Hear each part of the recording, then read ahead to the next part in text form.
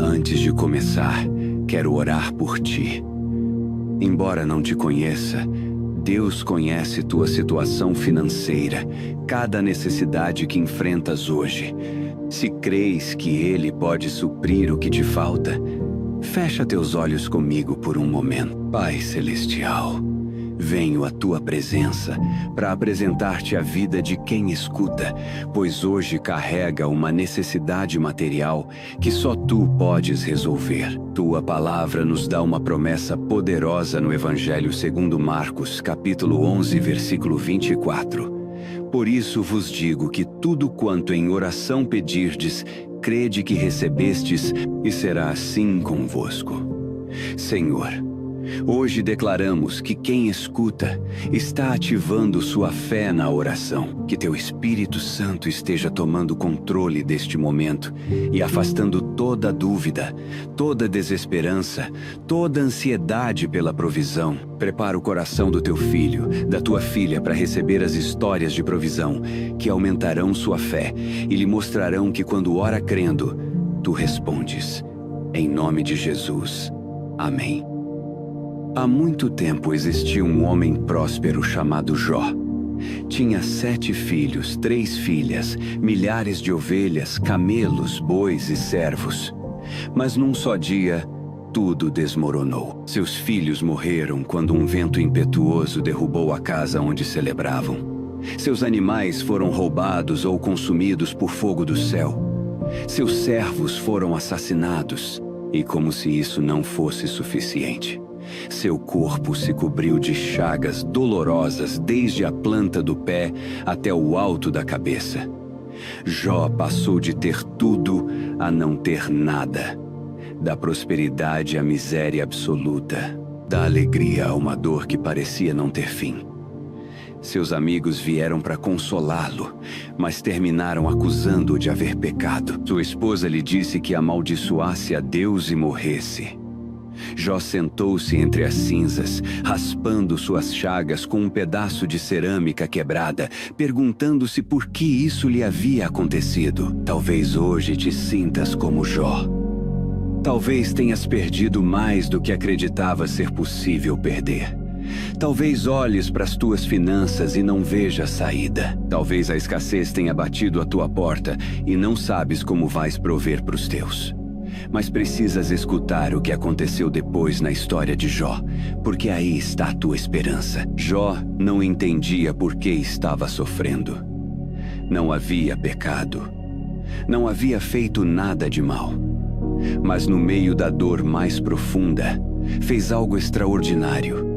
Não deixou de crer em Deus. No livro de Jó, capítulo 13, versículo 15, declarou: ainda que ele me mate, nele esperarei. Essa é fé verdadeira. Não a fé que só crê quando tudo está bem, mas a fé que se agarra a Deus mesmo quando parece que ele está em silêncio. Jó orou. Não orou por si mesmo no início. Orou por seus amigos que o haviam julgado mal. E quando fez, algo poderoso aconteceu. No livro de Jó, capítulo 42, versículos 10 a 12, está escrito: mudou o Senhor a sorte de Jó quando este orava pelos seus amigos, e o Senhor deu-lhe o dobro de tudo que antes possuíra. Então vieram a ele todos os seus irmãos, e todas as suas irmãs, e todos quantos dantes o conheceram, e comeram com ele pão em sua casa. Condoeram-se dele, e o consolaram de todo o mal que o Senhor lhe havia enviado. E cada um deles lhe deu uma peça de dinheiro e um pendente de ouro. Assim abençoou o Senhor o último estado de Jó, mais do que o primeiro. Escutaste isso? Deus não só restaurou o que Jó havia perdido, deu-lhe o dobro. Onde antes tinha 7.000 ovelhas, agora tinha 14.000. Onde antes tinha 3.000 camelos, agora tinha 6.000. Onde antes tinha 500 juntas de bois, agora tinha 1.000. Deus multiplicou sua provisão além do que havia perdido. Mas há algo ainda mais lindo. No livro de Jó, capítulo 42, versículos 13 a 15 diz: teve também 7 filhos e 3 filhas. A primeira pôs o nome de Gemima, a segunda o de Késia e a terceira o de Queren-Hapuque. Em toda aquela terra não se acharam mulheres tão formosas como as filhas de Jó, e seu pai lhes deu herança entre seus irmãos. Deus devolveu-lhe a família, devolveu-lhe a alegria, devolveu-lhe a esperança. E Jó viveu 140 anos mais, vendo seus filhos e os filhos dos seus filhos até a 4ª geração. O que parecia o final era só o começo de algo muito maior. Hoje quero que entendas algo. Tua história não termina na perda. Tua história não termina na escassez. Tua história não termina na crise financeira. Quando oras com fé como Jó orou, ativas o poder de Deus para restaurar e multiplicar. No livro de Joel, capítulo 2, versículo 25, Deus promete: restituir-vos-ei os anos que foram consumidos pelo gafanhoto migrador, pelo destruidor, pela locusta e pelo cortador. O que perdeste, Deus pode restaurar. Ló, e não só restaurá-lo, mas dar-te o multiplicado. Antes de continuar, tenho uma pergunta para ti. Por que queres agradecer hoje? Escreve nos comentários teu agradecimento e teu pedido de oração. Se não sabes pelo que agradecer, podes agradecer por algo que ainda não recebes, mas sabes pela fé que receberás. No Evangelho segundo Mateus, capítulo 7, versículos 7 e 8, está escrito: pedi e dar-se-vos-á, buscai e achareis, batei e abrir-se-vos-á. Pois todo o que pede recebe, o que busca encontra, e a quem bate, abrir-se-lhe-á. Quando escreves teu pedido, estás levando tua fé à ação. Estás dizendo: Senhor, obrigado pelo que estás fazendo, porque embora não possa ver, Ló, sei que já estás operando. E se este vídeo está sendo bênção para ti, inscreve-te e reage com teu gosto. Ao fazê-lo, não só apoias este projeto, também és instrumento para que esta mensagem chegue a mais pessoas necessitadas. Obrigado por apoiar e dar por graça o que por graça também recebes. Agora deixa-me mostrar-te outra história de restauração que te encherá de esperança. Uma história de um filho que perdeu tudo por suas próprias más decisões, mas encontrou um pai que não o recebeu com juízo, mas com abundância. Havia um homem que tinha 2 filhos. O mais novo aproximou-se dele um dia e disse: Pai, dá-me a parte dos bens que me corresponde. Estava pedindo sua herança antes do tempo, como se seu pai já estivesse morto. Era uma falta de respeito enorme. Mas o pai, com o coração partido, dividiu seus bens e deu-lhe sua parte. O filho juntou tudo, foi-se para uma província distante e ali desperdiçou seus bens, vivendo dissolutamente. Festas, prazeres, dinheiro derramado em coisas vazias, até que um dia o dinheiro acabou. E quando não tinha nada, veio uma grande fome naquela terra. O jovem que antes tinha de tudo agora não tinha nem para comer. Terminou trabalhando para alguém que o enviou a alimentar porcos. E a fome era tão grande que desejava encher-se com as alfarrobas que os porcos comiam, mas ninguém lhe dava nada. Imagina isso. De ter uma herança completa a desejar a comida dos animais.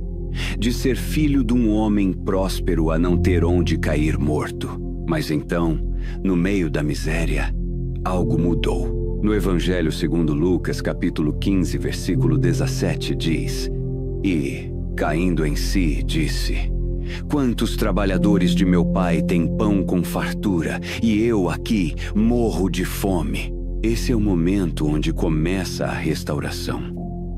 Quando reconheces que falhaste, mas também quando te lembras que há um pai que pode restaurar-te. O filho tomou uma decisão. Levantar-me-ei, irei ter com o meu pai e lhe direi: Pai, pequei contra o céu e diante de ti. Já não sou digno de ser chamado teu filho. Trata-me como um dos teus trabalhadores. Não esperava ser recebido como filho.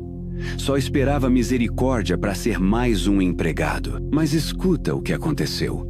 No Evangelho segundo Lucas, capítulo 15, versículos 20 a 24, está escrito: E, levantando-se, foi para seu pai. Vinha ele ainda longe quando seu pai o avistou, e compadecido dele, correndo, o abraçou e beijou. E o filho lhe disse: Pai, pequei contra o céu e diante de ti.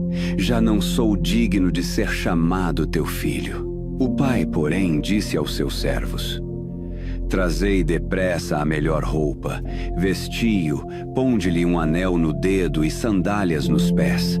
Trazei também e matai o novilho cevado. Comamos e regozijemo-nos, porque este meu filho estava morto e reviveu. Estava perdido e foi achado. Consegues ver a graça nessa história? O filho vinha preparado para pedir trabalho, mas o pai não o recebeu como empregado. Recebeu-o como filho. Não o vestiu com roupa de servo, vestiu-o com a melhor roupa. Pôs-lhe um anel na mão, símbolo de autoridade. Pôs-lhe sandálias nos pés, porque os escravos andavam descalços.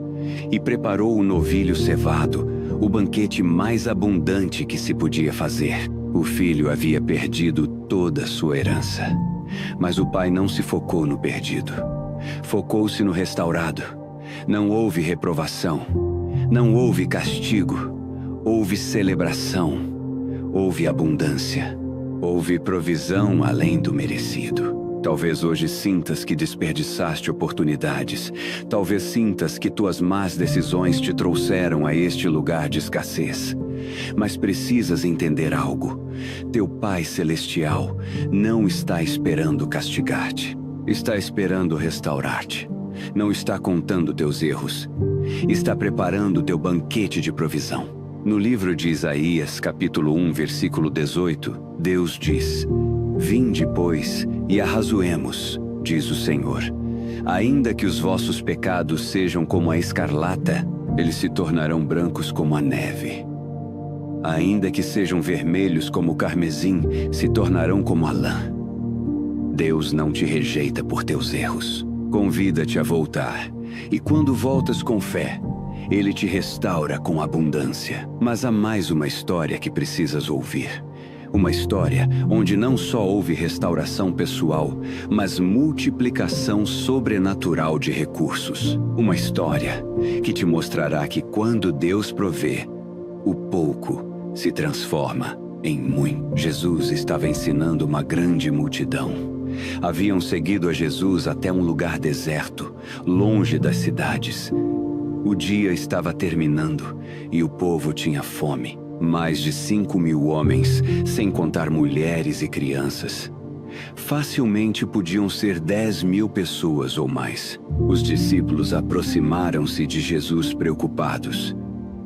Mestre, despede a multidão para que vão às aldeias e comprem comida. Era lógico. Era razoável. Mas Jesus respondeu-lhes algo que não esperavam. Não precisam ir-se embora. Dai-lhes vós de comer. Os discípulos olharam-se confusos. No Evangelho segundo João, capítulo 6, versículo 7, Filipe respondeu: 200 denários de pão não lhes bastariam para receber cada um o seu pedaço. Estavam fazendo contas humanas. E as contas humanas diziam: impossível. Não temos recursos. Não temos dinheiro suficiente. Não temos forma de alimentar tanta gente. Mas então André encontrou algo. No Evangelho segundo João, capítulo 6, versículos 8 e 9, disse: Está aqui um rapaz que tem 5 pães de cevada e 2 peixinhos. Mas que é isto para tantos? 5 pães, 2 peixes, para mais de 5.000 homens. Era ridículo pensá-lo. Era insuficiente por onde se olhasse. Mas Jesus não opera sob nossas matemáticas. Jesus tomou aqueles 5 pães e 2 peixes, deu graças a Deus e começou a parti-los e reparti-los. No Evangelho segundo Mateus capítulo 14, versículos 19 e 20 está escrito: E tendo mandado que a multidão se assentasse sobre a relva, tomando os 5 pães e os 2 peixes, erguendo os olhos ao céu, os abençoou. Depois, tendo partido os pães, deu-os aos discípulos e estes às multidões. Todos comeram e se fartaram. E dos pedaços que sobejaram, recolheram ainda 12 cestos cheios. Todos comeram. Não só provaram, fartaram-se. Ficaram completamente satisfeitos. E não só isso, sobraram 12 cestos cheios. O que humanamente era impossível, com Deus foi abundante. O que parecia insuficiente, com a bênção de Deus alimentou milhares e sobrou. Hoje quero que entendas algo poderoso. Não importa quão pouco tenhas nas tuas mãos, quando pões nas mãos de Deus e oras com fé, Ele pode multiplicar-lo além da tua necessidade. Talvez olhes para os teus recursos e digas: é muito pouco. Mas nas mãos de Deus, teu pouco transforma-se em muito. Teu insuficiente transforma-se em abundante. Tua escassez transforma-se em provisão que sobra. No Evangelho segundo Lucas, capítulo 6, versículo 38, Jesus prometeu: Dai, e dar-se-vos-á, boa medida, recalcada, sacudida, transbordante, generosamente, não uma medida escassa, uma medida que transborda, uma provisão que sobra. Essa é a forma em que Deus provê quando oras com fé. Agora, depois de ver como Deus restaurou a joia em dobro, como recebeu o filho pródigo com abundância e como Jesus multiplicou os pães e os peixes, quero guiar-te a algo essencial, algo que determinará se vives em ansiedade constante ou em paz verdadeira. Soltar o controle. Sei que tens tentado resolver tua situação financeira por ti mesmo. Tens trabalhado duro, tens planejado, tens buscado cada oportunidade. E está bem ser diligente e responsável, mas há um ponto onde o esforço humano termina e a confiança divina deve começar. Há um momento onde precisas soltar o controle e deixar que Deus tome as rédeas da tua provisão. No livro de Provérbios, capítulo 3, versículos 5 e 6, está escrito: Confia no Senhor de todo o teu coração e não te estribes no teu próprio entendimento. Reconhece-o em todos os teus caminhos, e Ele endireitará as tuas veredas. Deus não está pedindo que sejas irresponsável. Está pedindo que confies nele acima da tua própria capacidade de prover para ti mesmo. Pensa em Jó. Ele não pôde controlar o que lhe aconteceu. Não pôde evitar a perda. Não pôde restaurar-se a si mesmo. Mas quando orou e confiou em Deus, Deus fez o que ele não podia fazer: restaurar em dobro. Pensa no filho pródigo. Ele não podia regressar e exigir sua posição de filho. Só podia regressar com humildade e confiar na misericórdia do pai. E o pai fez mais do que ele esperava. Pensa nos discípulos frente à multidão faminta. Eles não tinham recursos suficientes. Mas quando puseram o pouco que tinham nas mãos de Jesus, Ele multiplicou o impossível. A lição é clara. Quando tu soltas o controle, Deus age. Quando tu reconheces que não podes prover por ti mesmo, Ele converte-se no teu provedor sobrenatural. E sua provisão sempre excede tua necessidade. Soltar o controle não significa deixar de trabalhar. Significa trabalhar com a confiança de que tua provisão não depende só do teu esforço, mas da bênção de Deus sobre teu esforço. No livro de Salmos, capítulo 127, versículo 2, está escrito: Inútil vos será levantar de madrugada, repousar tarde, comer o pão que penosamente granjeastes. Aos seus amados ele o dá enquanto dormem. Não tens que viver em ansiedade constante. Podes trabalhar em paz, sabendo que Deus cuida de ti. No livro de Salmos, capítulo 37, versículo 5, Davi escreveu: Entrega o teu caminho ao Senhor. Confia nele e o mais ele fará. Entregar significa render completamente. Não só pedir-lhe ajuda, mas entregar-lhe o controle. E quando fazes isso, ele fará. Não diz que talvez o faça, diz que ele fará. Quando soltas o controle, experimentas algo que o dinheiro não pode comprar: paz verdadeira. Uma paz que não depende do saldo da tua conta bancária. Uma paz que permanece mesmo quando as circunstâncias são difíceis. Na carta aos Filipenses, capítulo 4, versículos 6 e 7, Paulo escreveu: Não andeis ansiosos de coisa alguma.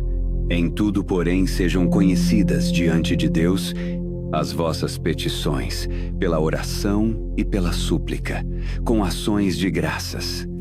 E a paz de Deus, que excede todo o entendimento, guardará o vosso coração e a vossa mente em Cristo Jesus. Não vivas angustiado pelo dinheiro, não vivas ansioso pela provisão.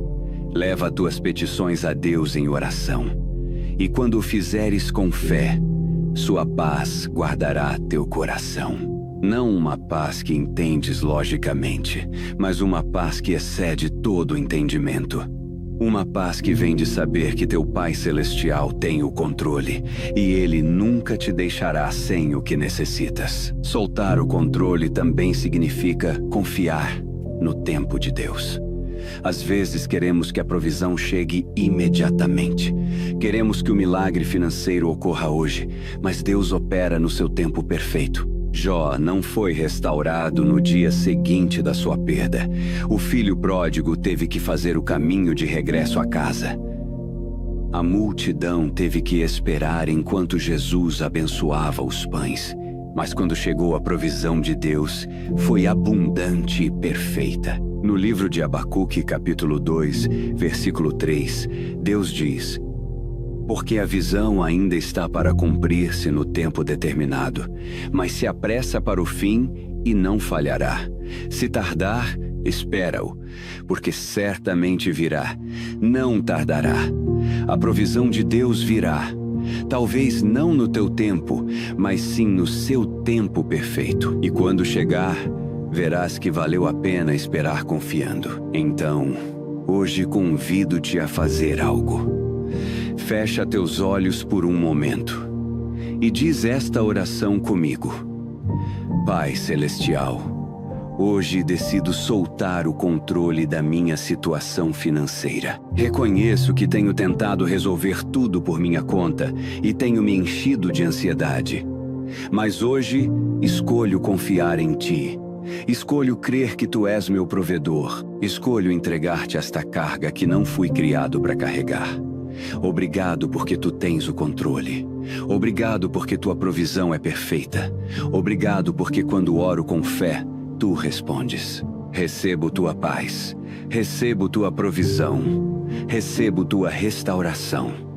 Em nome de Jesus. Amém. E agora termina este tempo com algo lindo. Adoração. Porque quando adoramos no meio da necessidade, estamos declarando que Deus é digno de todo louvor, tenhamos ou não tenhamos. Estamos dizendo: Tu és bom, não pelo que me dás, mas por quem és. No livro de Salmos, capítulo 34, versículos 1 a 3, Davi declarou: Bendirei ao Senhor em todo o tempo. O seu louvor estará sempre nos meus lábios. A minha alma se gloriará no Senhor. Os humildes o ouvirão e se alegrarão. Engrandecei ao Senhor comigo. Exaltemos, unânimes, o seu nome. Não só nos tempos de abundância, em todo tempo, porque Ele é digno. Quando louvas a Deus no meio da escassez, algo poderoso acontece no céu. Tua fé fortalece-se, tua esperança renova-se, tua perspectiva muda, deixas de ver só o que te falta e começas a ver a grandeza do Deus que provê. No livro de Salmos, capítulo 50, versículo 23, Deus diz: Aquele que oferece sacrifício de ações de graças me glorifica. e ao que prepara o seu caminho, dar-lhe-ei que veja a salvação de Deus. Louva seu nome hoje. Dá-lhe graças porque Ele é teu provedor. Dá-lhe graças porque suas promessas são sim e amém. Dá-lhe graças porque o que pedes orando com fé, receberás. No livro de Salmos, capítulo 103, versículos 1 e 2, Davi convida: bendize, ó minha alma, ao Senhor, e tudo o que há em mim, bendiga ao seu santo nome. Bendize, ó minha alma, ao Senhor, e não te esqueças de nenhum só de seus benefícios. Sai deste tempo com a certeza de que teu Pai Celestial te proverá, que Ele escutou tua oração, que Ele está operando a teu favor. Caminha hoje com paz, com confiança, com a segurança de que quando oras com fé, Deus responde. No livro de Salmos, capítulo 23, versículo 1, Davi declarou com absoluta confiança: o Senhor é o meu pastor, nada me faltará. E lembra-te, amanhã te espera um novo encontro, novas palavras de vida, novas promessas, nova esperança, porque cada dia com Deus é uma oportunidade para ver sua fidelidade manifestada. Cada manhã suas misericórdias são novas. Cada amanhecer traz consigo a certeza de saber que Ele cuida de ti. Vai em paz, caminha em liberdade, ora com fé, porque teu Deus é provedor fiel, restaurador poderoso, multiplicador do pouco, e Ele nunca, nunca te deixou sem o que necessitas.